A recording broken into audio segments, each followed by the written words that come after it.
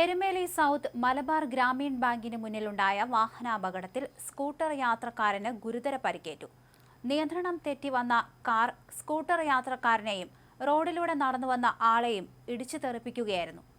Scooter യാത്രക്കാരനായ Kannankara ഭാഗത്ത് താമസിക്കുന്ന സാജന് ഗുരുതര പരിക്കേറ്റു.